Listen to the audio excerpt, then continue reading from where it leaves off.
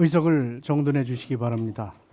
성원이 되었으므로 제426회 국회 임시의 국무총리 인사청문회에 들어가기에 앞서서 먼저 우리 의원님들을 소개를 드리겠습니다. 지난 1차 회의에서 의원님들 간에 인사를 나누긴 했습니다만 오늘이 국무총리 후보자가 출석하신 가운데 처음 갖는 청문회이고 지금 언론을 통해서 보고 계시는 국민들께서도 어떤 의원님들이 청문회에 참여하시는지 궁금하실 것 같아서 의원님들을 간략히 소개해드리도록 하겠습니다. 의원님들께서는 앉으신 자리에서 간단히 목례만 해주시기 바랍니다. 위원장을 중심으로 오른쪽과 왼쪽에 계시는 의원님들을 교대해서 소개해드리겠습니다. 먼저 더불어민주당 간사를 맡고 계시는 김현 의원님입니다. 다음은 국민의힘 간사를 맡고 계시는 배준영 의원님입니다. 다음은 더불어민주당 박균택 의원입니다. 다음은 국민의힘 곽규택 의원입니다. 다음은 더불어민주당 박선원 의원입니다. 다음은 국민의힘 김희정 의원입니다. 다음은 더불어민주당 오기형 의원입니다. 다음은 국민의힘 주진우 의원입니다. 다음 더불어민주당 전용기 의원입니다. 다음 조국혁신당 황운하 의원입니다. 다음 더불어민주당 최현일 의원입니다. 마지막으로 더불어민주당 한정혜 의원입니다.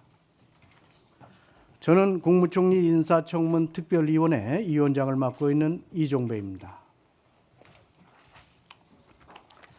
먼저 청문회를 시작하기 전에 위원장으로서 한 말씀 드리겠습니다. 여러 위원님들과 함께 김민석 국무총리 후보자에 대한 인사청문회를 실시하게 된 것을 매우 뜻깊게 생각합니다. 국무총리는 헌법에 따라 대통령을 보좌하고 행정 각부를 통할하는 실로 막중한 권한과 책임을 부여받은 중요한 직책입니다. 오늘 회의는 새 정부의 첫 국무총리 후보자에 대한 인사청문회로서 국민 여러분의 관심과 이목이 그 어느 때보다도 집중되어 있습니다.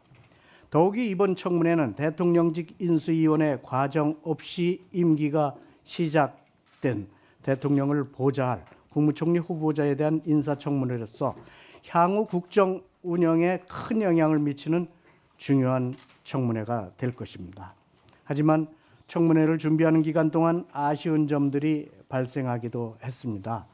먼저 증인 참고인 채택과 관련한 문제입니다. 공직 후보자에 대한 인사청문회에서는 증인 참고인을 채택하여 출석해야 하고 신문하는 과정을 통해서 후보자 검증의 실효성을 담보하게 되는 것입니다.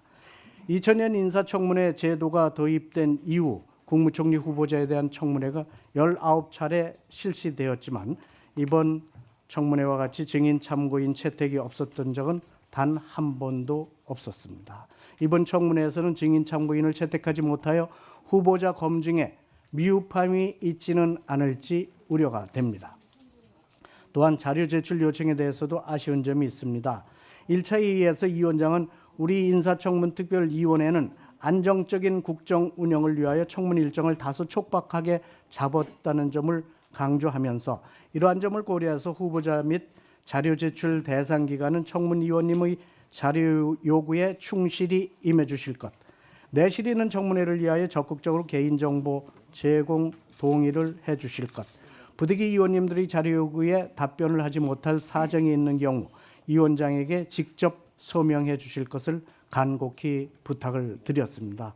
하지만 우리 위원회의 자료 요구 중 개인정보 제공 미동의로 제출받지 못하거나 일부만 제출한 경우 후보자가 청문회에서 답변하겠다는 이유 등으로 제출받지 못한 자료가 전체 자료의 73.3%에 달합니다. 대표적으로 후보자의 수입 지출에 관한 구체적인 내용, 후보자 자녀에 대한 외화 송금 내역 등은 후보자의 청렴성, 도덕성 부분을 소명할 핵심적인 사항임에도 불구하고 제출받지 못하고 있습니다. 우리 특별위원회의 진심이 제대로 전해지지 않은 것 같아서 위원장으로서 심심한 유감을 표합니다. 인사청문회는 내일까지 계속됩니다. 후보자께서는 개인정보 제공 동의를 해주셔서 국민을 대신하여 질문하시는 청문위원님들의 질의가 내실을 갖출 수 있게 해주시길 강력히 요청합니다. 또한 후보자 및 자료 제출 대상 기관은 아직 자료 제출하지 못한 자료들은 서둘러 제출해 주시고 자료 요구에 답변하지 못할 사정이 있으신 경우에는 위원장에게 직접 서명하여 주시기 바랍니다. 다만 부득이하게 제출이 곤란한 자료에 대해서는 청문위원들이 열람할 수 있게 조치해 줄 것을 촉구합니다. 아울러 청문위원들은 국민들을 대신해서 후보자 인사검증의 책무를 맡은 만큼 각 위원들의 법정 활동이 보장되어야 합니다. 청문위원의 입에 재갈을 물리기 위한 어떠한 형태의 공격도 있어서는 안 될 것입니다. 저는 위원장으로서 엄중히 경고하면서 재발 시 강력히 대처하겠다는 말씀을 드립니다.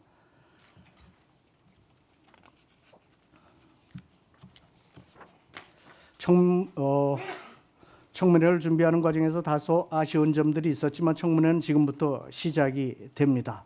오늘부터 내일 실시되는 인사청문회에서는 총리 후보자를 둘러싼 의혹들에 대한 솔직하고 명확한 답변이 이루어짐으로써 국무총리로서의 국정통할 능력과 후보자가 계층과 지역 간 갈등을 조정하고 통합할 수 있는 능력을 갖추었는지 대해서 검증할 수 있는 시간이 될 것으로 기대합니다. 이 자리에 출석하신 김민석 총리 후보자께도 당부의 말씀을 드리겠습니다. 대한민국 헌법 제86조 제1항에 따라 국무총리가 되시기 위해서는 국회의 동의를 얻는 과정이 필수적입니다. 그래서 오늘 이 청문회 자리가 있는 것입니다. 하지만 언론의 보도를 보면 후보자께서는 정부 부처로부터 공개 업무 보고를 받으시고 재난상황실도 방문하시는 등 총리로서 행보를 보이고 계십니다. 국회 인사청문회는 형식적인 절차가 아닙니다.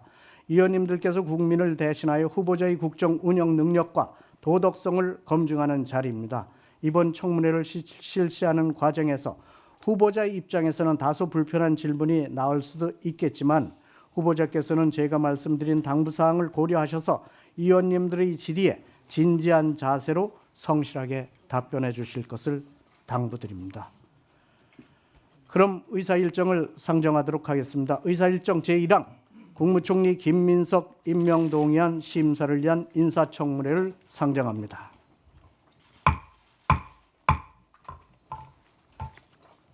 오늘 인사청문회 진행 방식에 대하여 간략히 말씀드리겠습니다. 청문회는 지난 1차 회의에서 의결한 인사청문회 실시 계획서와 교섭단체 간사위원 간 합의에 따라서 먼저 오전에 국무총리 후보자의 선서와 모두 발언을 들은 다음 위원님들의 질의와 공직 후보자의 답변을 듣도록 하겠습니다. 그리고 정회를 한 다음 오후에 속개하여 보충 질의와 공직 후보자의 답변을 듣는 방식으로 진행하겠습니다. 그러면 오늘 인사청문회에 출석하신 국무총리 후보자를 소개해 드리겠습니다. 김민석 후보자께서는 사선의 국회의원으로서 보건복지위원장, 더불어민주당 정책위 의장, 더불어민주당 수석 최고위원을 역임하시면서 풍부한 정치적 경륜과 역량을 쌓으셨습니다. 후보자에 대한 자세한 양력은 배부해드린 유인물을 참조하여 주시기 바랍니다. 다음은 오늘 인사청문 대상자로 출석하신 김민석 국무총리 후보자의 선서가 있겠습니다. 선서는 자리에서 일어나 오른손을 들고 선서를 해주시고 선서가 끝나면 선서문에 서명하여 위원장에게 직접 제출해 주시면 되겠습니다. 그러면 김민석 후보자께서는 자리에서 일어나 선서해 주시기 바랍니다.